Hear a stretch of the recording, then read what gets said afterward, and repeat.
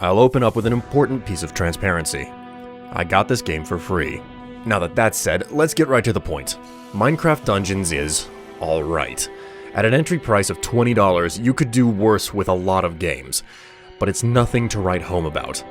Ultimately, what you're getting here is a shallow dungeon crawler that is almost entirely lacking in difficulty, but more importantly, is almost completely devoid of mechanical depth. If you need a game to come home to after a long day and just mindlessly play, Minecraft Dungeons will do the job just fine.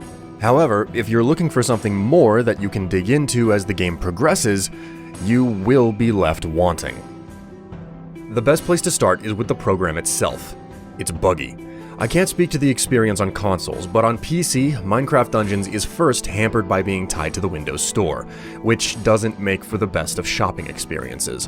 Then, there are several problems with levers and switches not activating, ladders and doors not being clickable, keys not going into locks, and your character going in the opposite direction as where you click. The presence of bugs is very hit and miss, too. I had several occasions where session after session I was plagued by bugs that forced me to quit more than halfway through a level. Then there were other times I never had a single hiccup. Basically, you're either getting big bugs or no bugs, and this is before getting into the mud of how lacking the game's actual content is.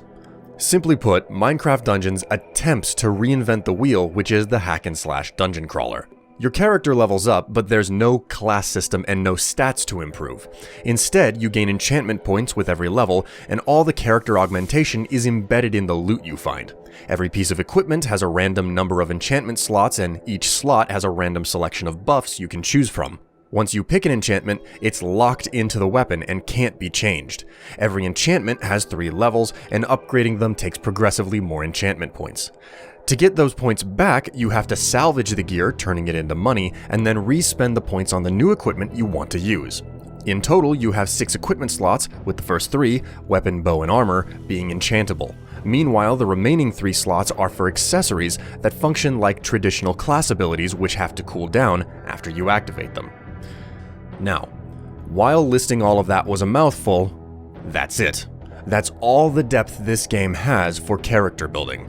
A potential 9 total enchantments for all your gear and 3 special abilities.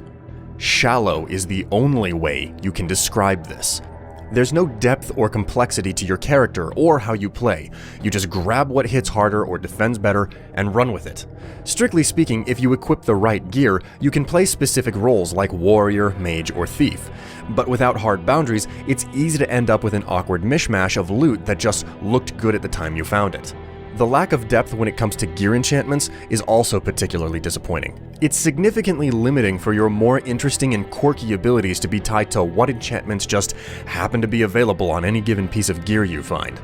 What makes this particularly sad is how the innovation of being able to level up gear with special points has a lot of potential.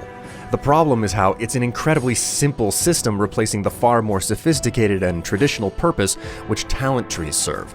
Additionally, it's pretty annoying to have to essentially respec your character every time you find a new piece of armor, weapon, or bow. So frequently throughout the game, you have to stop, start stripping your character down, salvage the old gear, and respend the enchantment points, and the entire time the inventory screen doesn't pause the game at all, even in single player.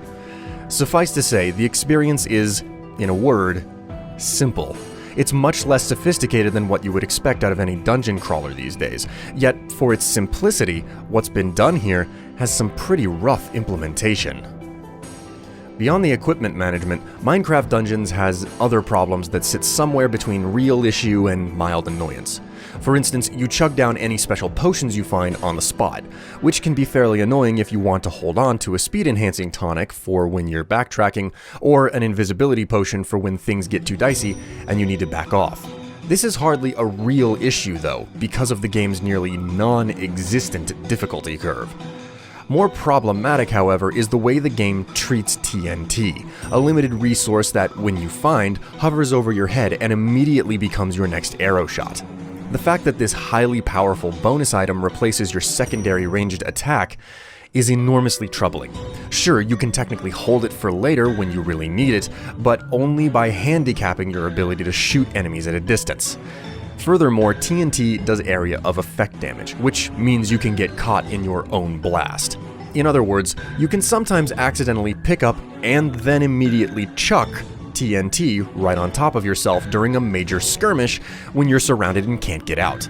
This is a larger problem I ran into more than once, and it speaks to how this game is trying to be simple and sophisticated at the same time. So many of the mechanics here are simplified, but they still try to have these special power-ups to increase depth, yet they're jammed in with no real control or finesse.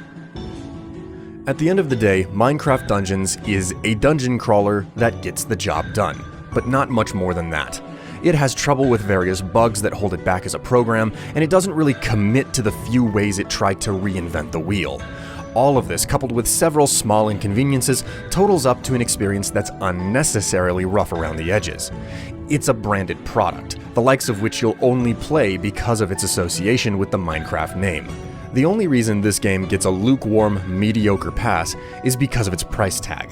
For $20, it sits in an awkward position of not something I would recommend, but not something you'll get burned on for that price either.